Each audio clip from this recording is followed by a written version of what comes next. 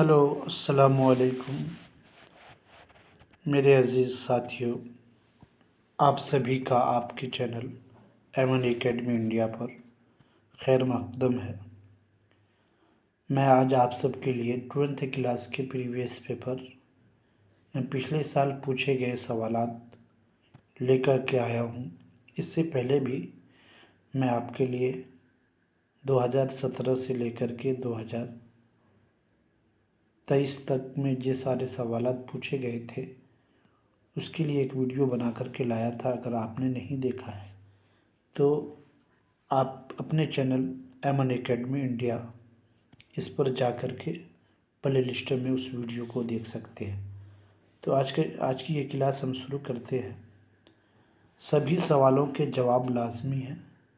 یہ previous paper ہے۔ مندرجہ ذیل معروضی سالوں کے سوالوں کے جواب دیجیے۔ نذیر احمد کا تعلق کس صنف سے ہے؟ نذیر احمد کا تعلق کس صنف سے ہے؟ آپ لوگ بھی جواب دینے کی کوشش کیجیے گا۔ الف افسانہ، نظم، ناول، داستاں۔ تو نذیر احمد کا کیا رائٹ آنسر ہو جائے گا؟ جیم۔ صحیح کوشچن اس کا کیا ہو جائے گا؟ جیم۔ کیا ہو جائے گا؟ جیم اس کا صحیح آنسر ہو جائے گا، ناول سے۔ دوسرے نمبر پہ دیکھیں، بعض پرانے لفظوں کی نئی تحقیق کے مصنف کا نام کیا ہے؟ بعض پرانے لفظوں کے نئی تحقیق کے مصنف کا فرحت اللہ بیگ، ابوالکلام آزاد، خواجہ حسن نظامی۔ رائٹ آنسر اس کا کیا ہو جائے گا؟ جیم صحیح ہو جائے گا۔ کیا رائٹ آنسر ہو جائے گا؟ بعض پرانے لفظوں کے نئی تحقیق کے مصنف کا، نہیں جیم نہیں، رائٹ آنسر کا دال صحیح ہو جائے گا۔ سوری، دال اس کا رائٹ آنسر ہے۔ سید سلیمان ندوی۔ چلیے، مٹی کا تیل کس کا مضمون ہے؟ تو اس کا رائٹ آنسر کیا ہو جائے گا؟ با۔ رائٹ آنسر کیا ہو جائے گا؟ خواجہ حسن نظامی اس کا رائٹ آنسر ہو جائے گا۔ چلیے اگلے سوال پہ چلتے ہیں۔ ان میں کون علی سردار جعفری کی نظم ہے؟ علی سردار جعفری کی نظم کون ہے؟ گفتگو، کھیتی، شاعر ہم نہیں جانتے۔ آپ لوگ بھی جواب دینے کی کوشش کیجیے گا، کمنٹ باکس میں جا کر جواب دیجیے گا۔ تو اس کا صحیح جواب ہو جائے گا الف، گفتگو۔ کیا ہو جائے گا؟ گفتگو۔ گفتگو اس کا صحیح جواب ہو جائے گا۔ چلیے اگلے پرشن پر چلتے ہیں۔ نظم دست کے خالق کون ہے؟ نظم دست کے خالق کون ہے؟ 5 نمبر سوال کا جواب آپ لوگ دیجیے گا۔ دست، تو اس کا رائٹ آنسر ہو جائے گا جیم، فیض احمد فیض۔ جیم رائٹ آنسر ہو جائے گا۔ میر امن کو کس کتاب سے شہرت ملی؟ میر امن کو کس کتاب سے شہرت ملی؟ نو طرز مرصع، گنج خوبی، مذہب عشق، باغ و بہار۔ تو بتائیے گا آپ لوگ سوال نمبر 6 کا جواب۔ تو اس کا جواب کیا ہو جائے گا؟ باغ و بہار۔ دال اس کا صحیح جواب ہو جائے گا۔ ہم دیکھیں گے سوال نمبر 7 میں اردو نثر کی کس صنف میں غیر رسمی طریقہ کار اختیار کیا گیا ہے؟ اردو نثر میں کیا ہے؟ اردو نثر میں کس صنف میں غیر رسمی طریقہ کار اختیار کیا جاتا ہے؟ تو اس کا صحیح جواب کیا ہو جائے گا؟ انشائیہ۔ انشائیہ میں غیر رسمی طریقہ کار جو ہے اختیار کیا جاتا ہے۔ چلیے کوشچن نمبر 7 ہو گیا۔ اب ہوگا سوال نمبر 2 پہ۔ سوال نمبر 2 دیکھیں گے۔ یگانہ کی وفات کہاں ہوئی؟ یہ پچھلے سال پوچھے گئے کوشچنس ہیں۔ یہ پچھلے سال سوالات پوچھے گئے تھے 2023 میں۔ یگانہ کی وفات کہاں ہوئی؟ دہلی، لکھنؤ، لاہور، حیدرآباد۔ تو صحیح جواب کیا ہو جائے گا اس کا؟ با، لکھنؤ میں۔ چلیے، خلیل الرحمن اعظمی کے شہر آفاق تصنیف کا کیا نام ہے؟ فکر و فن، زاویہ نگار، مضامین نو، اردو میں ترقی پسند ادبی تحریک۔ کمنٹ باکس میں آپ لوگ اس کا جواب دیجیے گا۔ سوال نمبر 2 کا جواب ہو جائے گا آپ کو، کیا ہو جائے گا؟ اردو میں ترقی پسند ادبی تحریک، دال صحیح جواب ہو جائے گا اس کا۔ سوال نمبر 3 پہ چلتے ہیں ہم لوگ۔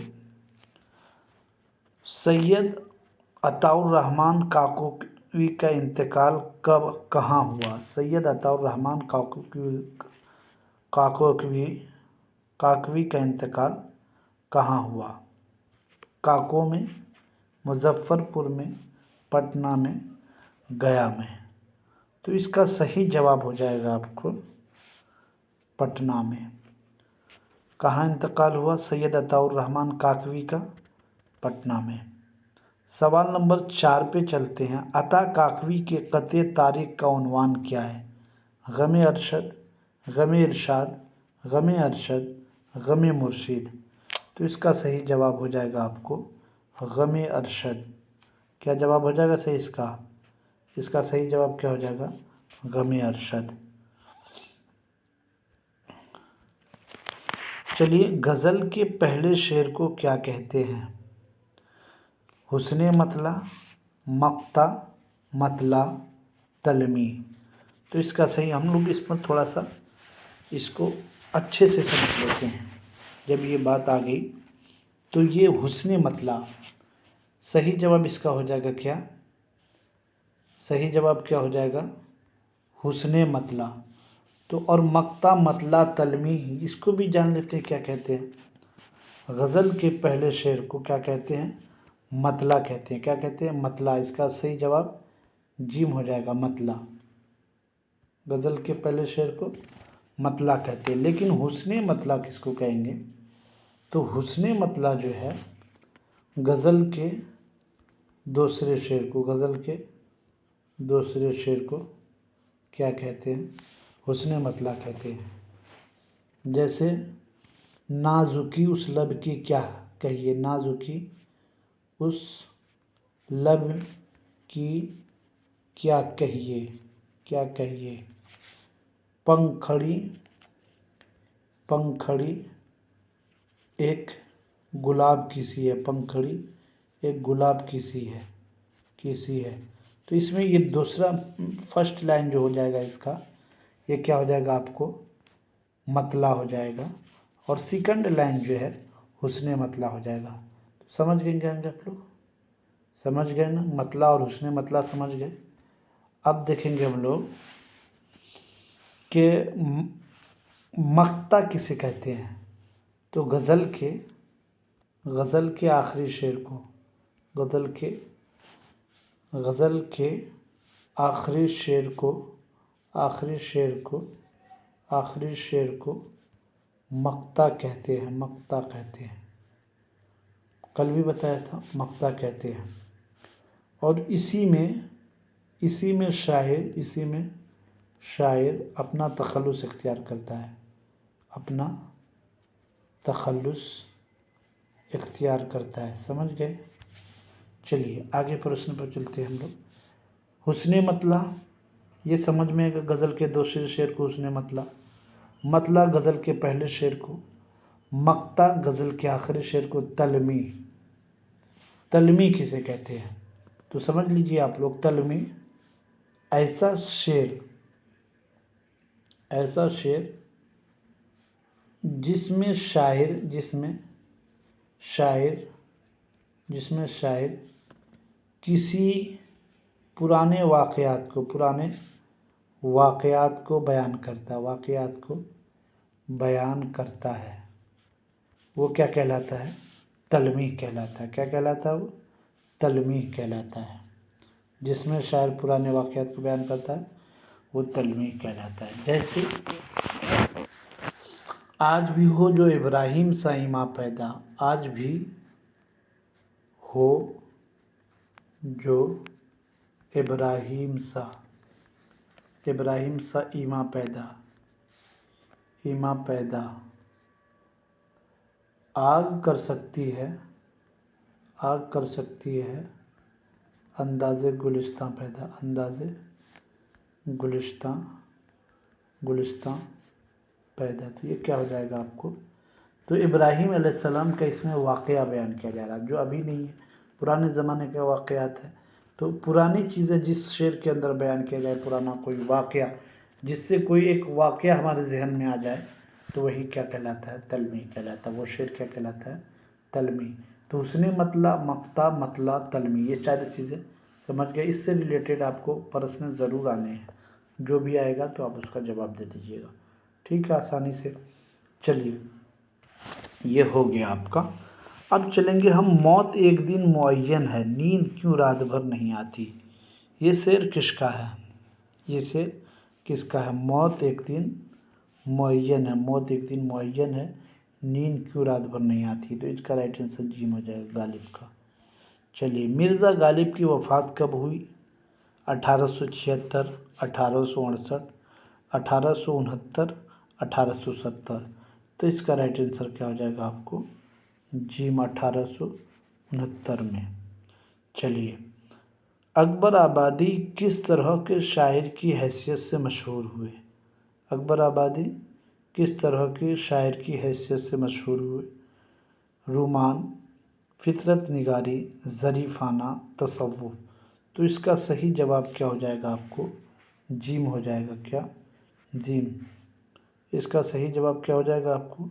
جیم، ظریفانہ۔ اکبر الہ آبادی کس طرح کے شاعر سے مشہور ہوئے؟ ظریفانہ اشعار کے سے مشہور ہوئے۔ چلیے عمیق حنفی اردو ادب میں کس حیثیت سے مشہور ہوئے؟ انشائیہ، شاعر، ناول نگاری، افسانہ نگار۔ عمیق حنفی اردو ادب میں کس حیثیت سے؟ شاعر کی حیثیت سے۔ تو اس کا صحیح جواب آپ کو با ہو جائے گا، شاعر۔ چلیے آگے کوشچن پہ چلتے ہیں ہم لوگ، اگلے سوال پہ۔ سوال نمبر 3، مندرجہ ذیل سوالوں میں صرف 5 سوال کے جواب دیں۔ بیدی کی وفات، کیا پوچھ رہا ہے یہاں پہ؟ بیدی کی وفات کب ہوئی؟ 1978، 1982، 1984، 1987۔ تو اس کا صحیح جواب کیا ہو جائے گا آپ کو؟ 1984۔ بیدی کی وفات 1984 میں ہوئی۔ چلیے اگلے کوشچن پہ چلتے ہیں ہم لوگ۔ افسانہ کوارنٹین میں کس کے کردار کو اجاگر کیا گیا؟ افسانہ کوارنٹین میں اپنے دکھ مجھے دے دو، گرہن، دانا و دام، کوکھ جلی۔ تو اس کا صحیح جواب ہو جائے گا آپ کو، کیا ہو جائے گا؟ کوکھ جلی۔ اس کا صحیح جواب کیا ہو جائے گا؟ کوکھ جلی۔ چلیے سوال نمبر 3 پہ چلتے ہیں ہم لوگ۔ نظم آوارہ کس کی تخلیق ہے؟ نظم آوارہ کس کی تخلیق ہے؟ نظم آوارہ جوش ملیح آبادی کی، مجاز کی، علی سردار جعفری کی، پرویز ساہدی کی۔ اس کا جواب آپ لوگ کمنٹ باکس میں دیجیے گا کہ سوال نمبر 3 میں آوارہ، نظم آوارہ کس کی تخلیق ہے؟ نظم آوارہ کس کی تخلیق ہے؟ تو کیا ہو جائے گا صحیح جواب؟ مجاز کی، با ہو جائے گا۔ چلیے سوال میں ولی کا تعلق اردو شاعری کے کس دبستان سے ہے؟ ولی کا تعلق اردو شاعری کے کس دبستان سے؟ یہ سارے سوال جو ہے پچھلے سال پوچھا گیا ہے، اس لیے تیاری اسی حساب سے آپ لوگ کیجیے گا۔ دبستان عظیم آباد، دبستان دکن، دبستان دہلی، دبستان لکھنؤ۔ تو اس کا صحیح جواب آپ کو ہو جائے گا 4 نمبر کا دبستان دکن۔ کیا ہو جائے گا؟ دبستان دکن، با صحیح جواب ہو جائے گا اس کا۔ چلیے سوال نمبر 5 پہ دیکھتے ہیں۔ راسخ عظیم آبادی کا اصل نام کیا ہے؟ امام بخش، غلام علی، حیدر علی، غلام حمدانی۔ تو رائٹ آنسر اس کا صحیح ہو جائے گا غلام علی۔ کیا ہو جائے گا؟ غلام علی۔ چلیے ہم لوگ چلتے ہیں सवाल नंबर 6 पे तस्बीब किस सिन्फ का उनसुर है? तस्बीब किस सिन्फ का उनसुर है? कसीदा का, मरसिया का, गज़ल का, मसनवी का। तो सही जवाब इसका क्या हो जाएगा? कसीदा का। तस्बीब किसका जुज़ है? कसीदा का। तस्बीब, गुरेज, मदह, तस्बीब, ये सारी चीज़ें किसका है? कसीदा का है। समझ गए ना? चलिए हम लोग सवाल नंबर 4 पे चलते हैं। सवाल नंबर 4 पे दर्ज झेल किसी पाँच की जमा बनाएं। दर्ज झेल में से किसी 5 की जमा बनाएं। तो इसकी जमा हम सबको बनाना है। तो सनम की जमा क्या हो जाएगा? सनम की जमा असनाम। सनम की जमा असनाम, याद रखिएगा। सनम की जमा असनाम। जाहिल की जमा जोहला। जाहिल की जमा जोहला। और उसी तरह हदीस की जमा अहादीस। हदीस की जमा अहादीस। हदीस की जमा अहादीस, याद रखिएगा। फजीलत की जमा फ़ज़ाइल। फजीलत की जमा फ़ज़ाइल। फजीलत की जमा फ़ज़ाइल, याद रखिएगा। तदबीर की जमा तदाबीर। तदबीर की जमा तदाबीर, याद रखिएगा। जुज़ की जमा अज्ज़ा। जुज़ की जमा अज्ज़ा। जुज़ की जमा क्या हो जाएगा? अज्ज़ा। असर की जमा असरात। असर की जमा क्या हो जाएगा? असरात। असर की जमा असरात। ये सारे जमा आपको नोट कर लेना है, याद रखना है। इसी तरह आपके एग्ज़ाम में सवालों वाहिद जमा से भी पूछे जा सकते हैं। यहाँ तो आपको 5 जमा बनाने के लिए पूछा गया, और कहीं आपको सनम है न तो जमा पूछ देगा असनाम, और पूछेगा इसकी वाहिद क्या होगी। तो इसलिए ध्यान रखना है, अगर वाहिद पूछे तो जमा का वाहिद बताना है, अगर जमा पूछे तो वाहिद का जमा बताना है। तो समझ गए? सवाल नंबर 5 पे हम लोग देखते हैं क्या पूछा। दर्ज झेल में किसी 5 की ज़िद बनाए। पिछले मरतबा भी क्वेश्चन में सवाल में यही पूछा गया, गुल की ज़िद क्या होगी। अब बताइएगा आप लोग चैनल के एमन एकेडमी के चैनल के कमेंट बॉक्स में जाकर गुल की ज़िद क्या होगी ये आप लोग ज़रूर बताएं। हम तो बता ही देंगे, आप लोग भी कमेंट बॉक्स में इसका जवाब दीजिएगा। गुल की ज़िद क्या होगी? बुलबुल को गुल पसंद है, गुल को पसंद है बू, सबको सब पसंद है, हमको पसंद है तू। ये शेर है किसी का। चलिए क्या है जवाब नंबर, हम लोग देखेंगे ज़िद देखेंगे। गुल की ज़िद देखिए, ये गुल की ज़िद क्या है? खार। गुल की ज़िद खार। नूर की ज़िद जुल्मत। नूर की ज़िद जुल्मत। उसी तरह देखेंगे हम लोग, नूर की ज़िद जुल्मत। आमद की ज़िद, आमद की रफ्त। आमद की ज़िद रफ्त। ऐब की ज़िद बेऐब। ऐब की ज़िद बेऐब। तुलू की ज़िद गुरूब। तुलू की ज़िद गुरूब। ज़हर की ज़िद अमृत। अमृत। अमृत। ज़हर की ज़िद अमृत। फ़र्श की ज़िद अर्श। फ़र्श की ज़िद अर्श। ये सारी चीज़ें आपको एग्ज़ाम में बहुत ही लाभदायक होंगी, मुफीद साबित होंगी। कब? जब आप खूब पढ़ के जाइएगा। अगर पढ़े नहीं रहिएगा तो आपको जो है वहाँ चीज़ें ज़हन में नहीं आएंगी। इसलिए चीज़ें ज़हन में लाने के लिए आपको खूब स्टडी की, खूब मुताले की ज़रूरत है। अगर आप उर्दू जैसे एकदम आसान सब्जेक्ट में 100 नंबर नहीं लाते हैं, तो आपके या 90 नंबर 90 प्लस 80 प्लस नहीं लाते हैं, तो आपको अपने ऊपर थोड़ा सा तवज्जो देने की ज़रूरत है। इसलिए इस टेस्ट में आपका कितना नंबर आ रहा है, आपके पास एक दिन समय है, जितना चाहें तैयारी करना कर सकते हैं। एक दिन में भी आप जो है ना, अगर आपकी तैयारी एक दिन में मैं समझता हूँ कि 60% अगर तैयारी है ना, एक दिन में अगर 40% आप उसको बढ़ा करके 100% तैयारी कर सकते हैं। अगर तैयारी 100% हो गई तो आप 80 प्लस आसानी से नंबर ला सकते हैं। चलिए आगे 5 नंबर जवाब हो गया। सवाल नंबर 6 पे चलते हैं। यहाँ क्या पूछा गया आपसे? सवाल नंबर 6 के कुछ लफ्ज़ दिए गए, ये अल्फाज दिए गए हैं, ये मुज़क्कर है या मुअन्नस। مذکر ہے تو مذکر کے جملے میں استعمال کرنا ہے، اور مؤنث ہے تو مؤنث کے جملے میں استعمال کرنا ہے۔ اسی طرح کے سوالات آپ کے ایگزام میں آئیں گے۔ اس لیے میرے تمام عزیز ساتھیوں سے گزارش ہے کہ ہم سب جب ایگزام میں جائیں تو پوری تیاری کے ساتھ جائیں۔ ارمان مذکر ہے یا مؤنث؟ دیکھیے یہ سمجھ لیجئے کہ ہم اس کو نہیں دیکھ رہے ہیں، مٹا دیے۔ ارمان کو بھی ارمان نکل گیا، اس کو بھی مٹا دیے۔ چلیے اب بتائیے ارمان مذکر ہے یا مؤنث؟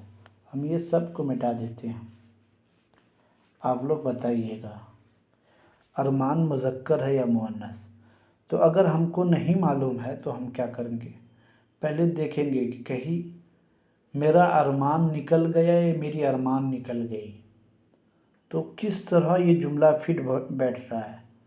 تو اگر میرا ارمان نکل گیا یہ صحیح بیٹھ رہا ہے تو پتہ چلا کہ یہ مذکر ہے، نکل گیا۔ اگر نکل گئی ہوتی تو کیا ہو جاتا؟ مؤنث ہوتا۔ تو ارمان نکل گیا تو یہ کیا ہے آپ کو؟ مذکر ہے، تو یہ کیا ہو جائے گا یہاں پہ؟ میرا ارمان نکل گیا، مذکر کے جملہ میں استعمال کر دینا ہے۔ اسی طرح پوچھا آپ کو تاج، تاج سیکولرزم ہندوستانی آئین کا تاج ہے، ہندوستانی آئین کا تاج ہے۔ یا بادشاہ کا تاج بہت اونچا ہوتا ہے، بادشاہ کا تاج، بادشاہ کا تاج ہوتا ہے، بادشاہ کی تاج نہیں، تو تاج کیا ہو جائے گا؟ مذکر ہو جائے گا۔ اسی طرح ہم لوگ پہلے جملوں میں استعمال کریں گے تو اس کے مذکر اور مؤنث کا فرق ہمیں معلوم ہو جائے گا۔ جیسے پتنگ ہے، پتنگ اگر مذکر ہے تو ہم کیسے معلوم کریں گے؟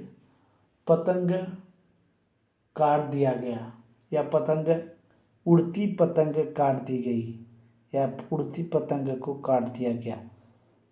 پلنگ ہے یہ، پتنگ نہیں، کیا ہے؟ پلنگ، پتنگ تو مؤنث ہوگی، پتنگ جو ہے مؤنث ہوگا۔ تو پلنگ ہے یہ، پلنگ، میرا پلنگ بہت خوبصورت ہے، میری پلنگ بہت خوبصورت نہیں، کیا ہے؟ میرا پلنگ بہت خوبصورت ہے، تو یہ کیا ہو جائے گا؟ مذکر ہو جائے گا۔ اردو مؤنث ہے، اردو میری مادری زبان ہے، اردو کیا ہے؟ مؤنث ہے، اردو مادری زبان ہے۔ آگ مؤنث ہے، آگ، آگ جہنم کی آگ، کیا ہے؟ جہنم کی آگ سے بچنے کی تدبیر کرنی چاہیے، تو آگ مؤنث ہے۔ اسی طرح بارگاہ مؤنث ہے، خدا کی بارگاہ میں مغفرت کی دعا کرنی چاہیے، تو یہ کیا ہے؟ آپ کو مؤنث ہے۔ بلا، یہ بلا بھی مؤنث ہے، بہت بڑی بلا ٹل گئی۔ محبت کیا بلا ہے، چین لینا ہی بھلا دے ہے، ذرا سی آنکھ جھپکی ہے تو بےتابی جگا دی ہے، وہی بلا ہے، چرب بلا ہے۔ تو یہ بہت بڑی بلا ٹل گئی، تو کیا ہو جائے گا بلا؟ یہ بلا مصیبت جس کے معنی میں ہوتا ہے، تو یہ مؤنث ہے۔ تو اگر ہم کو ایک چیز ہے، ساری چیزوں کو کلیئر چاہیے تو ہمیں پڑھنا پڑے گا۔ میرے دوستو آپ لوگ پڑھو، خوب پڑھو میرے عزیزو، آپ جب تک نہیں پڑھیں گے تو آپ آگے نہیں بڑھ سکتے، آپ کے سامنے یہ چیزیں کلیئر نہیں ہو سکتی۔ چلیے جواب، سوال نمبر 7 کا جواب دیکھیں گے ہم لوگ۔ یہاں محاورہ ہے، محاورہ کو جملے میں استعمال کرنا ہے۔ محاورہ پڑھیے آپ لوگ، مذکر مؤنث پڑھیے، اور اس کے بعد ضد کو پڑھیے، یہ ساری چیزیں پڑھ کے جائیے گا۔ جلے پہ نمک چھڑکنا، جلے پہ نمک چھڑکنا، جلے پہ نمک چھڑکنا۔ ایک تو وہ خود پریشان ہے، پھر جلے پہ نمک کیوں چھڑکتے ہو؟ ایک تو وہ خود پریشان ہے، پھر جلے پہ کیوں نمک چھڑکتے ہو؟ تو نمک چھڑکنا جملے میں استعمال ہو گیا۔ ہم کو اس کا معنی نہیں بتانا ہے، کیا بتانا ہے؟ جملے میں استعمال کرنا ہے، اس کو کیا کرنا ہے؟ جملے میں استعمال کرنا ہے۔ تو بغلیں جھانکنا، محاورہ بغلیں جھانکنا، اس کا رائٹ آنسر کیا ہو جائے گا آپ کو؟ ترکی بترکی جواب ملتے ہی وہ بغلیں جھانکنے لگا، سمجھے؟ یا یہ بھی کہہ سکتے ہیں، اب وہ جواب سن کر وہ جواب سن کر بغلیں جھانکنے لگا، اس طرح بھی ہو سکتا ہے، سمجھ گئے نا؟ وہ میری بات سن کر بغلیں جھانکنے لگا، ایسا بھی ہو سکتا ہے۔ کئی طریقے سے ہم ایک محاورہ کو کئی جملوں میں استعمال کر سکتے ہیں۔ کلیجہ منہ کو آئے، کلیجہ منہ کو آئے، تو یہاں دہشت گردوں کے مظالم کو دیکھ کر کلیجہ کیا ہوا؟ منہ کو آیا۔ دہشت گردوں کے مظالم کو دیکھ کر کلیجہ کیا ہو گیا؟ منہ کو آ گیا۔ تو یہ کیا ہو گیا یہاں پہ؟ کلیجہ منہ کو آنا دہشت گردوں کو، یعنی یوز ہو گیا جملے میں۔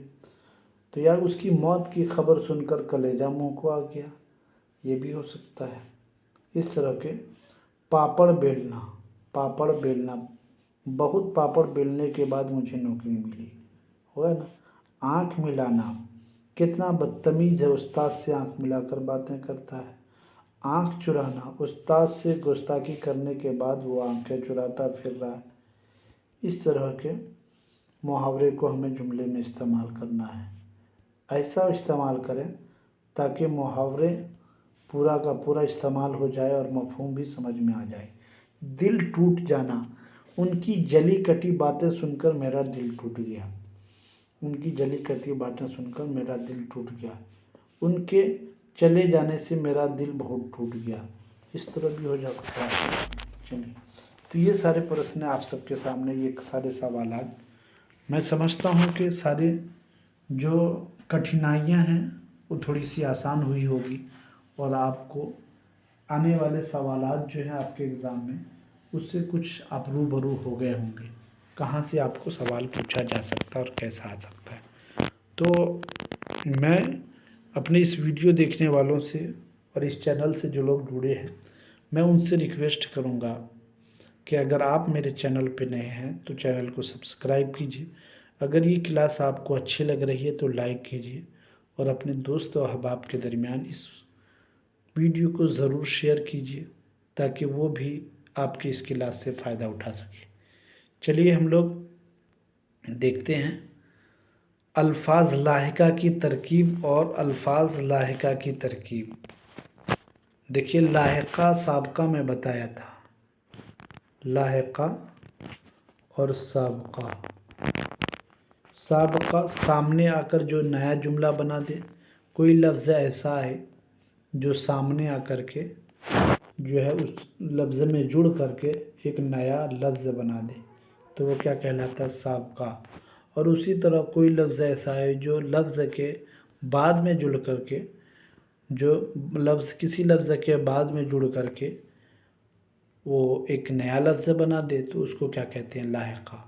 سابقہ کا مطلب پہلے اور لاحقہ کا مطلب بعد میں۔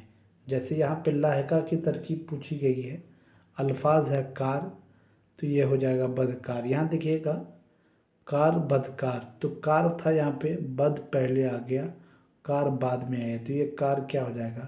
بدکار، ٹھیک ہے نا؟ اسی طرح بدکار، بدمعاش، کار سے اصل یہاں پہ بد سے نہیں ہے، کار سے، تو بدکار۔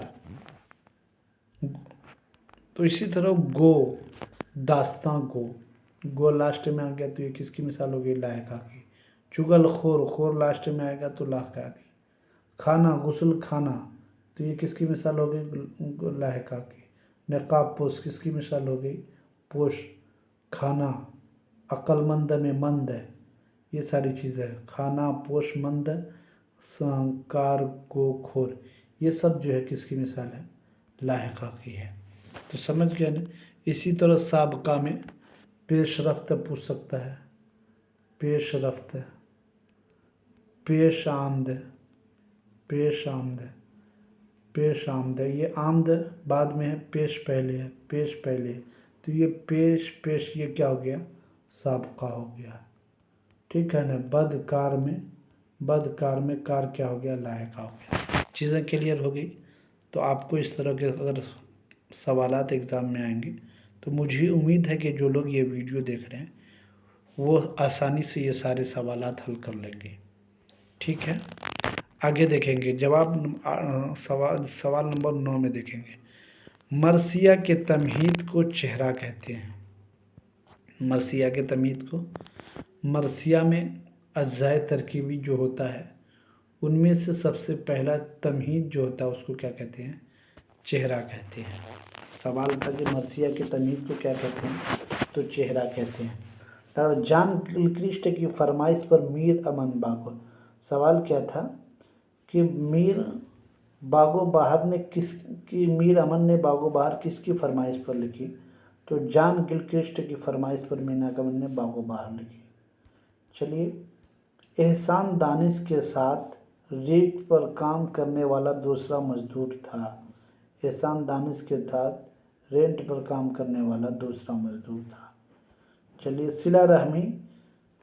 صلہ رحمی پیش نظر بادشاہ نے سوداگر کے ساتھ اپنی بیگم کو کر دیا تاکہ اس کی بیوی کی زچگی میں مدد کر سکے۔ افسانہ کوارنٹائن میں پلیگ وبا کا ذکر ہے۔ سوال تھا افسانہ کوارنٹائن میں کون سے وبا کا ذکر ہے؟ تو پلیگ وبا کا ذکر ہے۔ سمجھ گئے نا؟ چلیے، مولانا ابوالکلام آزاد کی پیدائش کہاں ہوئی تھی؟ تو جواب ہے مکۃ المکرمہ میں ہوئی تھی۔ مولانا ابوالکلام آزاد کی پیدائش کہاں ہوئی تھی؟ مکۃ المکرمہ ہوئی تھی۔ سوال نمبر 10 دیکھیں گے، اردو نثر کی تاریخ میں باگو بہار ایک لازوال تصنیف ہے۔ اس کے مصنف میر امن دہلوی کو اردو میں سادہ نثر نگاری کا موجد کہا جاتا ہے۔ میر امن کو شہرت اسی کتاب سے ملی۔ شروع میں اس کا نام چہار درویش ہی تھا، مگر بعد میں نظر ثانی کے بعد اس کا تاریخی نام باگو بہار رکھا گیا۔ فورٹ ولیم کالج میں فارسی قصہ چہار درویش سے 1801 میں ترجمہ کی گئی۔ یہ کتاب پہلی بار 1804 میں شائع ہوئی۔ تو عزیزوں اور بچوں اور میرے عزیز طالب علموں، میں یہ بتاؤں گا آپ کو کہ یہ فورٹ ولیم کالج کے بارے میں ضرور سے ضرور آپ لوگ یاد کر لیجئے گا۔ میر امن نے باگو بہار کو کہاں لکھا؟ تو کیا کریں گے؟ فورٹ ولیم کالج میں لکھا۔ کب لکھا؟ تو 1801 میں اس کی ترجمہ کی گئی۔ تو یہ کتاب باگو بہار کو کس نے لکھا؟ باگو بہار کو کس نے لکھا؟ تو کیا کہیں گے؟ میر امن دہلوی نے۔ کس نے لکھا؟ میر امن دہلوی نے۔ یہ دیکھیں، میر امن دہلوی نے۔ یہ اردو نثر کی ایک لازوال تصنیف ہے۔ ان کے بارے میں اکثر پوچھا جاتا ہے۔ یہ کتاب کب شائع ہوئی تھی؟ تو 1804 میں۔ لکھی کب گئی تھی؟ تو 1801 میں۔ لکھا کس نے تھا؟ میر امن نے۔ کتاب کا نام کیا ہے؟ باگو بہار ہے۔ باگو بہار۔ تو اس میں کتنے درویش کا ذکر کیا گیا باگو بہار میں؟ باگو بہار میں کتنے درویش کا؟ تو 4 درویش کا۔ باگو بہار کا پہلے نام کیا تھا؟ 4 درویش کا۔ باگو بہار کس کتاب سے ترجمہ کیا گیا؟ تو فارسی سے۔ کس سے ترجمہ کیا گیا؟ فارسی سے۔ اس میں کتنے قصے کا ذکر ہے؟ 4 قصوں کا ذکر ہے۔ اس کا پہلا نام کیا تھا؟ قصہ چہار درویش۔ قصہ چہار درویش اس کا پچھلا نام تھا، قصہ چہار درویش۔ یہ ساری چیزیں ہم یاد رکھ لیں گے تو ہمیں چہار درویش، قصہ چہار درویش اس کا پرانا نام تھا۔ ابھی کا نام کیا ہے؟ باگو بہار۔ یہ ساری چیزیں یاد رکھیے گا۔ لکھے کس نے؟ میر امن نے لکھا۔ میر امن نے لکھا۔ کب لکھا تھا؟ 1801 عیسوی میں اس کا ترجمہ کیا تھا۔ شائع کب ہوا تھا؟ 1804 میں۔ تو یہ سارے پرشن آپ کو آپ کے ایگزام میں پوچھے جائیں گے، تو اس سے کلیئر رہیے گا۔ اس کو ایک ایک چیزیں ہم کنسیپٹ یاد رکھیں گے تو ایگزام میں ہمارے لیے بہت ہی آسانی ہونے والا ہے۔ تو میں سب کے لیے امید کروں گا کہ آپ سب کا ایگزام اچھا جائے، اور جو پیپر دے کے آئے ہیں اللہ اس میں بھی آپ کو بہتر نمبر سے کامیاب کرے۔ اگر یہ ویڈیو آپ کو آج کی یہ کلاس اچھی لگی تو لائک کیجئے، چینل پہ نئے ہیں سبسکرائب کیجئے۔ یہ ویڈیو آپ اپنے دوستوں میں بھی شیئر کیجئے تاکہ آپ جس چیز سے فائدہ اٹھا رہے ہیں آپ کا دوست بھی اس چیز سے فائدہ اٹھائے۔ تو سبسکرائب کرنا نہ بھولیں، بیل آئیکن کو دبانا نہ بھولیں۔ میں اسی طرح کی ویڈیو آپ سب کے لیے لاتا رہوں گا۔ آپ سب کا بہت بہت شکریہ، دھنیہ واد۔